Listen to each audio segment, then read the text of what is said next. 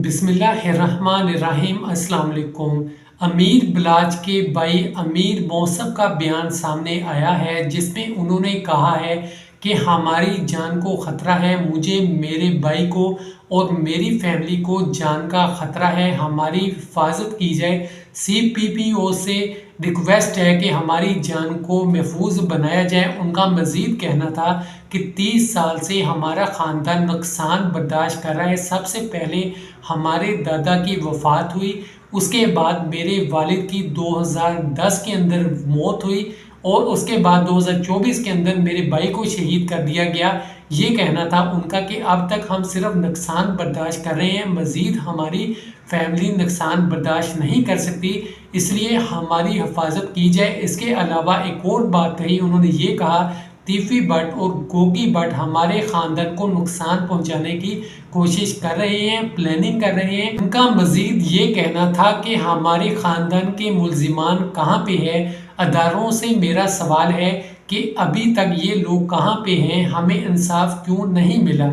आपको ये बता दूं कि अमीर बलाच के भाई अमीर मौसम ने ये बयान दिया है। उससे पहले अमीर फतेह का कहना था कि जब जवेद भट्ट पर हमला हुआ उस वक्त मैं उन बाइक्स पर मौजूद नहीं था।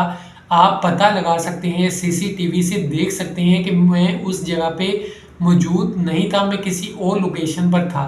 उसके अलावा उन्होंने ये कहा कि मैं बेकसूर हूँ, मेरा इसके अंदर कोई अमल दखल नहीं है।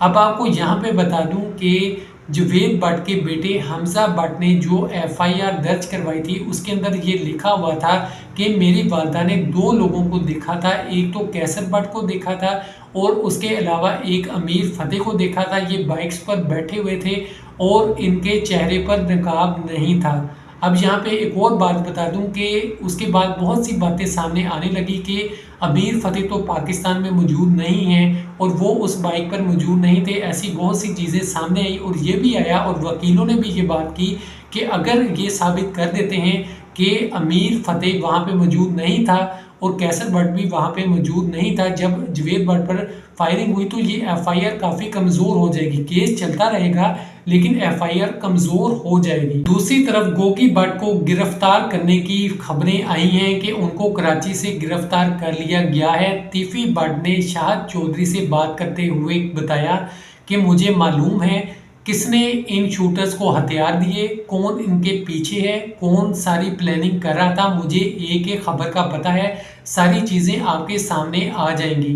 तो तीफी भट्ट ने ये सारी बातें शाहिद चौधरी को कहीं, लेकिन उसके बाद अमीर बलाच फैमिली से यही बार बार बातें आ रही हैं कि हमारा इसके अंदर अमल दखल कोई नहीं है। जैसा कि कैसर भट्ट ने ये बात कही है कि हमारा कोई अमल दखल नहीं है, हम इसके पीछे नहीं हैं। अमीर फतेह ने भी यही बात की है और अमीर मौसम का भी यही कहना है। और आपको बता दूं यहाँ पे बिच्छू पहलवान जो कि अमीर बलाच के दादा हैं और रिश्ते में नाना लगते हैं, उन्होंने भी यही बात कही है कि हमारा इसके अंदर अमल दखल कोई नहीं है, जब भी कोई वाक़या होता है हम पे केस डाल दिया जाता है, ये कहना था। अब यहाँ पे दूसरी चीज़ भी आपको बता दूं, बहुत से ऐसे लोग हैं, ऑफिसर्स हैं, CI के ऑफिसर्स हैं, बहुत से लोग हैं जो सुलह करवाने की कोशिश कर रहे हैं। सबका यही कहना है कि इसके अंदर कोई तीसरा बंदा है जो इस चीज़ से फ़ायदा उठा रहा है। जैसा कि लावा एक पहलवान है लाहौर के, उन्होंने भी ये कहा है कि कोई तीसरा शख्स है जो इस चीज़ से फ़ायदा उठा रहा है। एक पुलिस ऑफिसर हैं, उन्होंने भी यही बात की है कि कोई तीसरा शख्स है जो फ़ायदा उठा रहा है और काफ़ी लोग हैं जो यही कह रहे हैं कोई तीसरा शख्स है फ़ायदा उठा रहा है। लेकिन अब ये देखना है वो तीसरा शख्स कौन है, तीसरी पार्टी कौन है जो इनके आपस में लड़ाई पड़वा रही है और ये चाहती है कि इनकी दुश्मनी मज़ीद बढ़े और मज़ीद ये काम ख़राब हो। ऐसा कौन शख्स है उसको अभी तक नहीं पकड़ा जा सका। पुलिस मज़ीद इन्वेस्टिगेशन कर रही है और हर बात की तह तक पहुंचने की कोशिश कर रही है। पुलिस का और जितने भी अदारे हैं, महकमे हैं, दोस्त अहबाब हैं, चाहे वो अमीर बलाच फैमिली के हों या फिर वो तीफी भट्ट के हों, गोगी भट्ट के हों या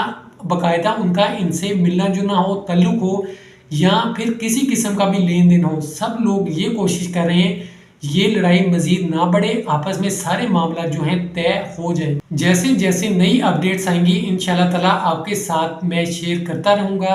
अल्लाह पाक हम सब की हिफाजत फरमाए, आमीन। खुदा हाफिज़।